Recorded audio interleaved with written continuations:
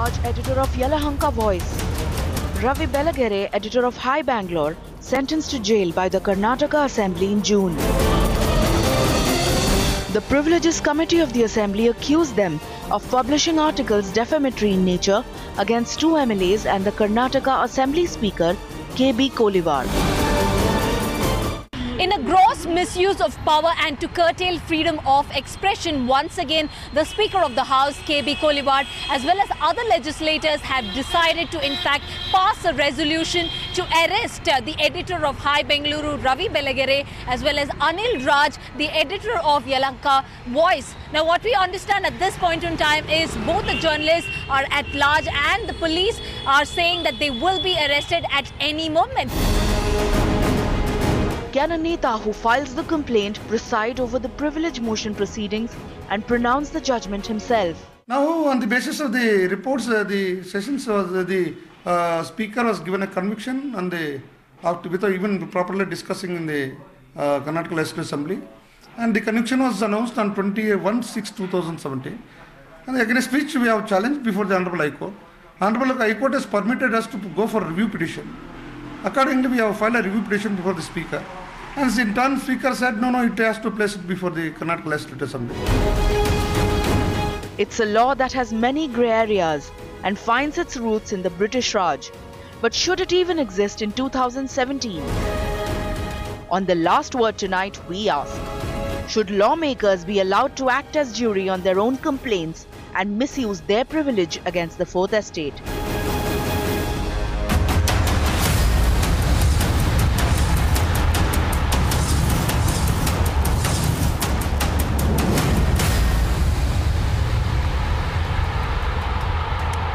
Good evening, voters. So that's the topic this evening. Stop gagging the media. To the parliamentarians, to the lawmakers and the MLAs and the legislators, stop using your privileges to target the Fourth Estate, to intimidate us, to threaten us and to gag us, because it has never worked and it never will, no matter how many times you try.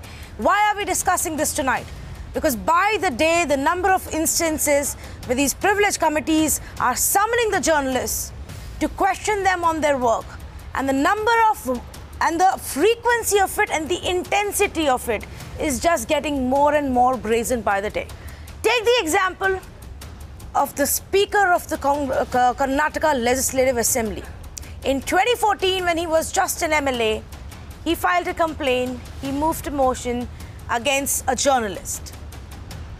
Nothing happened to that complaint, even though he wanted the Assembly to speak up on that issue.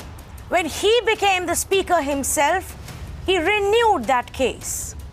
Himself presided as a privilege committee chairperson and himself passed the decision that two journalists should be sent to jail.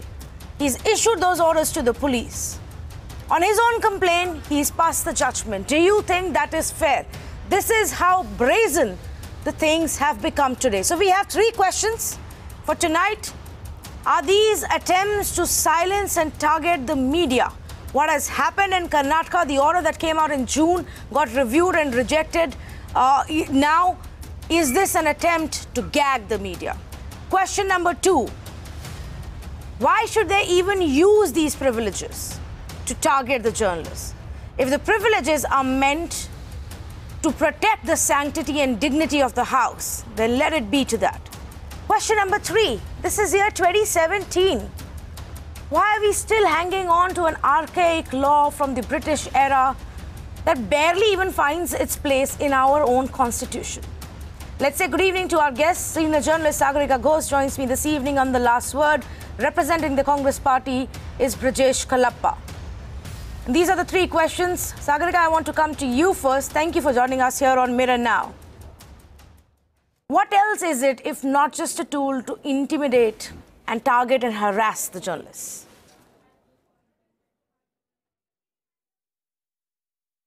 You know, it's very ironical that the Congress party, which is targeting the Narendra Modi government day in and day out on authoritarianism, on creeping dictatorship, on the assault on individual rights, all of those charges may have some base to them. But what is the Congress party itself doing? It's muzzling the press in a terribly unacceptable manner. It seems as if this creeping authoritarianism is cutting across party lines, whether it's BJP, whether it's Congress, and journalists are the soft targets. And I would like to say that this authoritarianism against the media is nothing but an attempt to gag the media and to shoot the messenger. You see, the whole notion of parliamentary privileges has to be rethought. Parliamentary privileges have to be scrapped. Who is a politician to sit in judgment over a journalist and on the basis of his own privileges sentence that journalist to jail? How has the politician given himself the right to do this? This is a violation of fundamental rights. It's a violation of human rights. And yes, it is in the Constitution. I know that Section 194 and Section 105 do give parliamentary privileges. But we're looking at a situation where the Congress party, which is attacking the BJP government day in and day out on democratic rights, day in and day out on rights of artists and writers and journalists, accusing the BJP, accusing Mr. Narendra Modi of creeping dictatorship. But now we see the Congress party itself is guilty of nothing but dictatorial and authoritarian tendencies and trying to muzzle the media through the utterly unacceptable actions of the Karnataka speaker, Mr. Koliwad. Yes. You know, as you rightly said, Mr. Koliwad has actually clubbed two cases, the Anil Raj case and the Belagare case, clubbed them both together. The Belagare case is a case that directly affects him. Yes. So he is the complainant and the judge and the member of the Parliamentary Privileges Committee. He's judging his own case. He's a complainant in the case and he's a judge in the case. How is this nothing but a unabashedly brazen use of parliamentary power to stifle and muzzle journalists? The politicians have no right to do this. Parliamentary privilege is a 17th century British tradition. It was there when the British Parliament came into being, which was asserting its rights against the monarchy. Yes. Today, Parliament is king. Politicians are king. They have complete power. And I believe that parliamentary privileges is not the route that politicians should take in order to intimidate and in order to muzzle journalists in this way. So let's ask Brijesh Kalappa that question. Brijesh Kalappa, that is just 2 points here that you must tell us about. Firstly, is it fair for an MLA, for any Neta to, on their own complaint, take a decision and say the journalist must go to jail? And secondly, how hypocritical? When you yourself are through the day, every day, questioning the other party of its authoritarian ways, how do you justify this?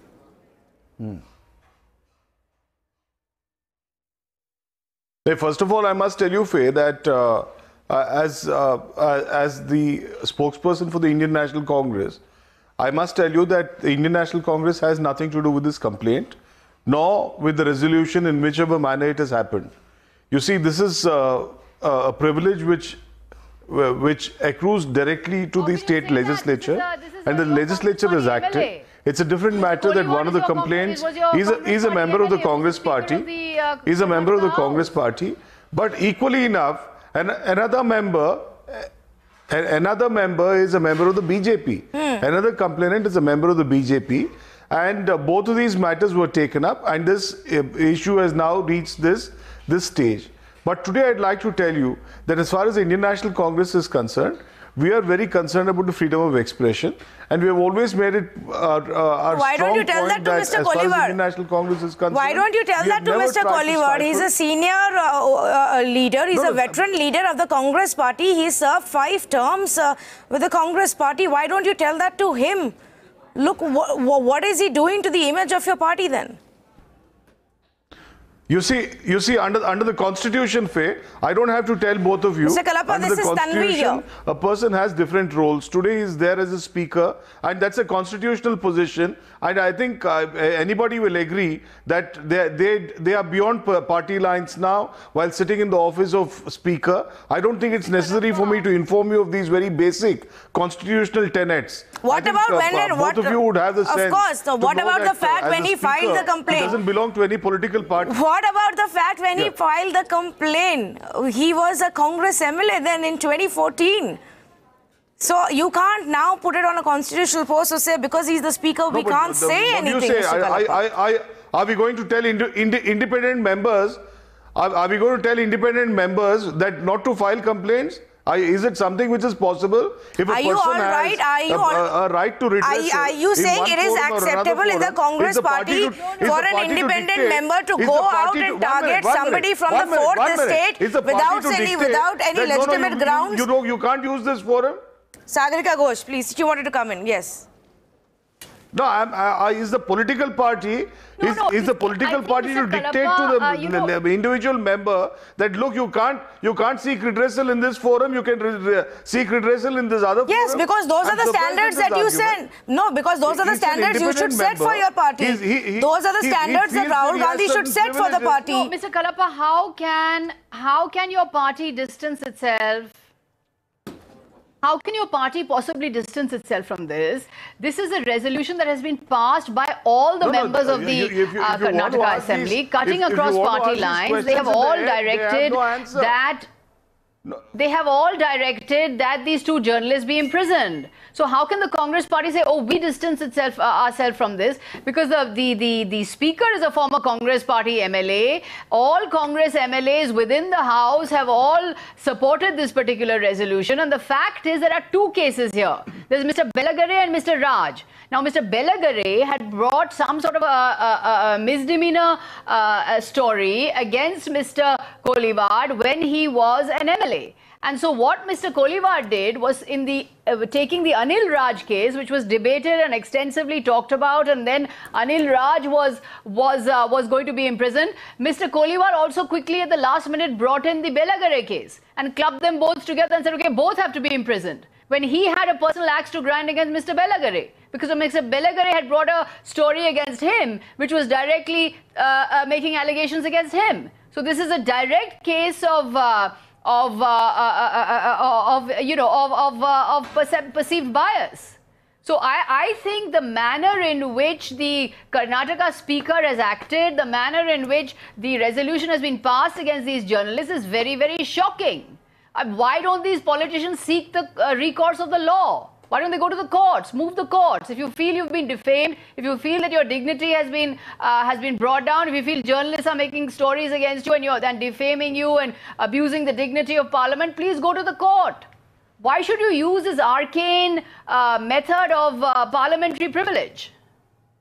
Allow me just before Mr. Kalappa, you respond to what Sagarika is saying. Allow me to just read out. Okay, finish your point. Go ahead, Brijesh Kalappa.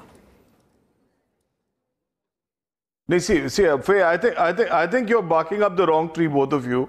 I'm here to support what you're saying. I'm a former journalist myself. And I believe that as far as the freedom of expression is concerned, the constitution can't work where a freedom of expression doesn't work. So I'm with both of you on this. So I don't know why you're barking up the wrong tree and saying that, look, the Congress party what is the right tree here? Tell us, how is this barking up the wrong tree? We are asking you about an example. Let me finish my question. Mr. Kalappa, agree on certain things. Mr. Kalappa, let me finish my question. Firstly, this is Tanvi here, Tanvi Shukla. Secondly, the question is this. Here is a Congress MLA, a long-time Congress leader who puts a complaint, brings it to the Assembly. As a speaker then presides over the Privilege Committee. Let me finish the point. Let me finish the point. Don't come up with this Let me finish the point. Congress leader. Why? He is. Please, that's not what He is. He is a member of the Legislative Assembly. How many people of those in the Karnataka Assembly, how many of your Congress MLAs stood up? How many of your Congress MLAs stood up, Mr. Kalappa, and said this motion, this decision is not acceptable? Democracy or modern human rights. Yeah. Why should parliamentary privileges be not be scrapped? You should be stripped of parliamentary privileges. Politicians today must be stripped of their parliamentary privileges. I can tell you this. I can tell you this, Sagrika, No, just do that, 30 do that. seconds You here. carry out a Of campaign. the 224 MLAs, barely a handful of them, irrespective of their party, Mr. Brajesh Kallappa, came out to say, we don't agree, we don't back this decision. So please don't limit it to one person and try and distance yourself by one person. You have to listen to me. You have to listen to me, Brajesh Kallappa, otherwise this is not going to go anywhere. All right. Look, I can do this and I cannot do that. All right. Don't listen to me. Listen to what the voters have to tell you. Here is Setu, who on Involve says, just giving your opinion in social media also has to face cases against them. Politicians have gone above the voters, it seems. I have another comment that comes in from Leonard, who says the Congress has lost all right to call the government authoritarian. They are proving to be far worse. I've got another one that says only a government who has a lot to hide will try to muzzle the press. I don't want to participate in this debate. 1 minute. I don't want to participate in this debate and make the Congress look bad. I only came to support what you're saying. Which is what? You're not even letting me complete my point. I have no problem. You're not even letting me complete my point. I have a question for you. This has nothing to do with my political party. I have a question for you. You're not even letting me finish the point. But if you think you can attack my political party for my coming, I'm going to get away from this debate. I don't want to participate in this debate. Don't make it anti-Congress. There is nothing about Congress here. Even if you have an axe to grind against the Congress, you can go do it on your own. Like I told you, I don't want to participate in a debate where the Congress has nothing at all to do with the matter. I'm here to express my solidarity with you, and you're attacking my political party. Thank you so much for your solidarity, Mr. Kallappa. Thank you so much for your solidarity. This is not about targeting one party. Irrespective of how much your party people are trying to target and intimidate journalists, that is not the point here. You are also a politician and we are questioning you. Okay, then tell me, do you think these privileges should be repealed? Answer Sagrika's questions. Why do they exist in 2017? The privileges that were brought in. Okay, as a politician, answer me this question. As a politician, don't give me your solidarity. We don't need it. We can fight our own battles. We don't need any Neta's solidarity here. I told you. No, nobody needs your solidarity. Explain to us, why do these privileges still exist? Okay. Thank you very much. Bye-bye. Thank you. I think you're being very harsh on me unnecessarily. I didn't come here to take the flak for something which I didn't do. Thank you very much. Bye-bye.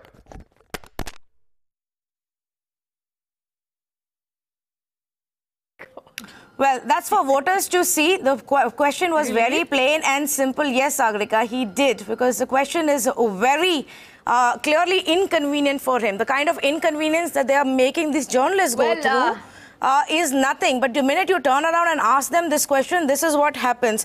How many times, how often is this happening that parliamentary committees, privilege committees are summoning journalists these days, Sagrika?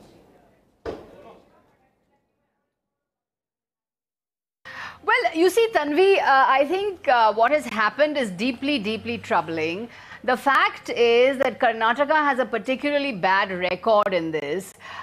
Journalists are repeatedly summoned to these parliamentary committees, to these privileges committees. Dozens of journalists have been summoned to these privileges committees and parliamentary committees. And parliamentarians have said, you've done this story, this offends my dignity. You've done that story, this offends my dignity. And therefore, I'm going to take this action against you and I'm going to take that action against you unless you apologize. As you know, in 2003, the Tamil Nadu Assembly directed that 5 journalists be arrested because they had published a story against the AIADMK government, which was then headed by J. Jayalalitha. So Parliament has over the years acted against journalists using this route of parliamentary privileges. Now, in this particular case, what is really shocking is that the manner in which the Speaker, Mr. Koliwad, who's a former MLA of the Congress party, suddenly took up one journalist story who had made direct allegations against him. That journalist story was when he was, as you rightly pointed out, an MLA in 2014, and clubbed it with this other story of Anil Raj. There are 2 journalists, Anil Raj, who runs the Yelahanka tabloid, and Mr. Belagare, who runs Hi Bangalore. Mr. Belagare had done a story in 2014 where he had directly made allegations against Mr. Koliwara, who is now the Speaker of the Karnataka Assembly. Yes. Now, the Anil Raj case, Anil Raj had made allegations in a story by taking out the photographs of a BJP MLA's private life, and I believe pictures of his wife, etc., in his tabloid. Now, the Anil Raj case was discussed and debated, and the MLAs decided that he should be acted against and he should be punished. Now, the Speaker suddenly added the Belagare case, the Belagare story, to the Anil Raj debate and said, okay, both of them have to be imprisoned. Yeah. Now, in the Belagare case, the Speaker has a clear conflict of interest because he is the person who the Belagare story directly targets. Yes. So, while the House was hearing the Anil Raj case, the Speaker suddenly at the last minute also took up the Belagare case and said this journalist also has to be imprisoned. So it was a case where he was really settling a vendetta, as if he was settling scores. Because actually they were hearing the case of this other journalist, Anil Raj, who was taking out photographs of somebody's wife, the BJP MLA's wife, etc., in his tabloid. But it was the Speaker who added on this Belagare case and directed that both of them should go to jail, and they did move the High Court. And the point is, you know, the High Court said that please settle the matter amicably. Yes, they have gone back to the High Court again. They have gone amicably and they have gone back to the High Court again. Now, here is the point. It's now gone back to the High Court. To our viewers, there is nothing written in our constitution or law that clearly defines what is the kind of action that can be taken and how can it be taken. So here is the Speaker who has decided that these journalists should be sent behind bars.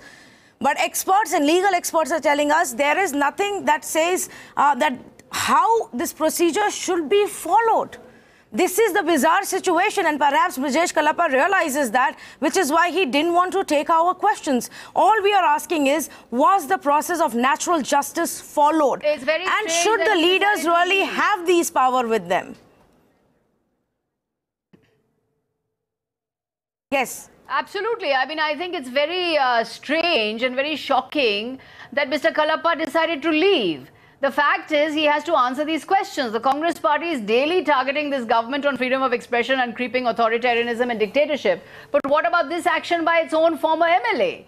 You see, the Constitution, what it provides on privileges is something extremely important. I'd like to read them out here. Parliamentary privileges protects the freedom of speech of all MPs and MLAs. It protects them from litigation, from anything said in the House. And it gives themselves the power to decide what is their power, what are their privileges, and what are the immunities they enjoy in the House. So the parliamentary privileges gives the MPs themselves the power to decide what is their privilege. Exactly. So you and I could do a story tomorrow, and a member of parliament or a member of a national of a legislative assembly will stand up and say, this offends my dignity, I want to send this journalist to jail. Yes, absolutely. And that's about it. And or the journalist has to come and apologize. So I invoke my parliamentary privilege, and I can therefore send this particular citizen to jail. Supposing a citizen protests against a parliamentarian or a Vidhan Sabha MP, MLA, the parliamentarian or the MLA can say that you are protesting against me. I think this is a insult to my dignity. It's an insult to my stature as a parliamentarian or as a member of the assembly. I therefore demand that you go to jail. Now, is this the kind of power that politicians should have over citizens? Is this the kind of power that politicians should have over journalists? That they simply invoke these parliamentary privileges, and according to these parliamentary privileges, they can send journalists and citizens to jail? You know, in the past, kings used to send citizens to jail. Monarchs used to send citizens to jail, but now we find that Parliament has so much power that it can send citizens to jail. Yes, they can. It looks like it. Hopefully, yes. Is that politicians, and particularly if they belong to the ruling party, they control the police. Yeah. And therefore, they are capable of all manner of arbitrary actions against the citizens. Yeah. So this is something that we really have to rethink. I believe what this debate should tell us, and I'm very glad you're doing this debate, and that's why I wanted to be part of this, because I feel very strongly about this issue. I believe legislative privileges and parliamentary privileges must be scrapped. Politicians must be stripped of these parliamentary privileges. Absolutely. And this goes for every single citizen. Today we started off this debate by saying you're gagging the media using this privilege and using this tool, but it actually can be used against anybody, a government official, any grade of government servant, any aam aadmi. This can be used against anyone. Let's ask some of our callers and viewers what they think. Any citizen. Amit is on the phone line. Good evening, Amit. Go ahead, please. Ma'am, this is Amit Saxena. I am a practicing lawyer at the Allahabad High Court, and I'm appalled at the manner in which the Karnataka Assembly has chosen to pass this resolution. The reasons are threefold. One, Article 105 of the Constitution of India provides that members of Parliament and legislative assemblies will have certain privileges, powers, which was intended, if you want to look into the constitutional debates also, to preserve their right to speak without being summoned by any court of law, because they were supposed to be the voice of the citizens of this country. Coupled with this is the fact that under Part 3 of the Constitution of India, fundamental rights have been defined, which provide unequivocally under Article 19(1)A the right to freedom of speech to every citizen of this country. Now, balancing these two provisions will definitely mean that in case a person from the Assembly or the Parliament feels offended, he has legal remedies to approach a court of law for ventilation of his supposed grievances. Because if it is not done, then the first thing of democracy, which the Supreme Court has said, the right to know. Yes. If you gag the press, you gag the right to know of a citizen. Yes. If you gag the right to know, the democracy is thrown to the winds. And there's another distinction. The privileges are for the House and not for an individual member. Yes. If tomorrow I publish a photograph of a member of the House in a compromising position, that does not mean lowering the dignity of the House. That is one individual. How can the House or Parliament take that one photograph or one article against one member as breach of the parliamentary privilege? This is utter nonsense. It needs to be thrown out of the window in a free and democratic country. Well, when they are the complainant and the judge jury themselves, then where is the scope for any kind of second view or an alternative view and anybody to getting a chance of explaining themselves, Mr. Saxena? That becomes the problem then, which is the problem here, which is why we are saying these privileges must be taken away. What have Netas, especially in today's age, really done to deserve these privileges? What constitutes a breach of privilege? While the Constitution accords special privileges and powers to parliamentarians and legislators to maintain the dignity and the authority of the parliament and legislatures, these powers and privileges are actually not even codified. That's how vague and grey this entire rule is. I believe we've also got Joseph on the phone line. Good evening, Joseph. These guys, especially Mr. Koliwat as well as Mr. Kalapa, they are, behaving exactly like some of the European dictators. As Prime Minister, they pass on all the power to President and they become President and they take over, and the rule is, all totally muscle and power. And recently we have seen what has happened in Turkey and even Russia, Yes. Yeah, this is unthinkable. Congress is doing all the time. They blame BJP. Well, it's all of them, there were two complainants in this case as well. One of them was a BJP MLA. And if you actually go and see the records, Mr. Joseph, of even the Parliamentary Privilege Committee, look at the number of journalists who are getting summoned across board, print and TV, and the complaints are from politicians of various political parties. One more caller, Mr. Murthy, patiently waiting on the line. Good evening, Mr. Murthy. Good evening, Tanvi. I'm happy to see that you people are just repurposing everything of what these politicians are doing. Yes. Thank you. Thank you for that. Would you have a message for these politicians? Yes. Mr. Speaker, Mr. Koliwat himself is involved in suspicious dealing. And as a journalist, if somebody repopens his, misdeed, is it a crime? I think these people should be taught a proper lesson. Politicians in Karnataka are becoming monarchs and they are too dictatorial and they want to muzzle the voice of the people. And Mr. Murthy, you're the voter. You must remember the ultimate power is in your hands.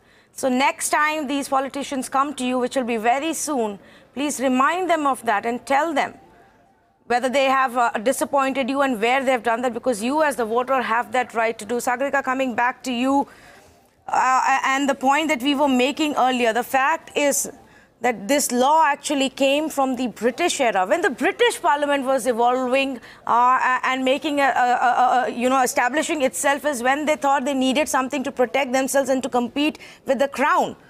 It's really odd that today these Netas think they can use those similar rules. That's right. That's right. You know, I think it was in the 17th century when the British Parliament was just, was increasing was trying to establish itself against the monarch. And parliamentary privilege was something that was seen to protect the freedom of expression of the parliamentarians and of the newly elected representatives of the people. Now, this was adopted by India's constitution framers in 1950 because it was seen to be a mark of the stature of parliament. You know, but you must remember in those days, parliament stature, they were freedom fighters, they were they were noble souls who took their democratic rights and duties very seriously, and who took democracy very seriously. Now, that is not the case today. Today, we have all kinds of agendas and all kinds of different kinds of agendas being pursued by parliamentarians and members of assemblies.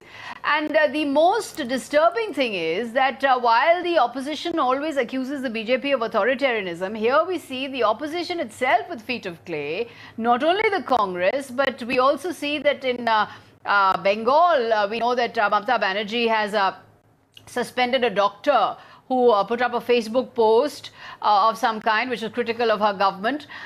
We've seen that in Kerala, Mr. Pinarayi Vijayan, the Chief Minister, is clashing with journalists. He's not letting journalists cover the courts, for example. So he also is clashing with the media and restricting the media.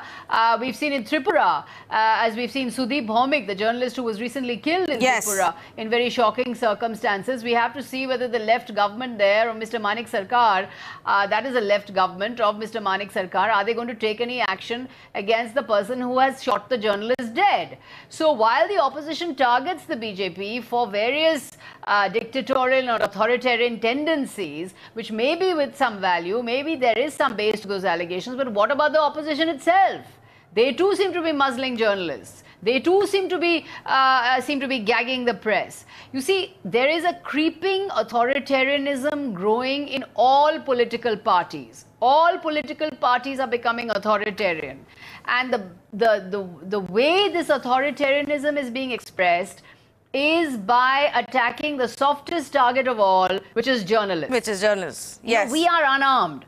We don't carry arms. We don't have weapons. We only have our pens and our cameras.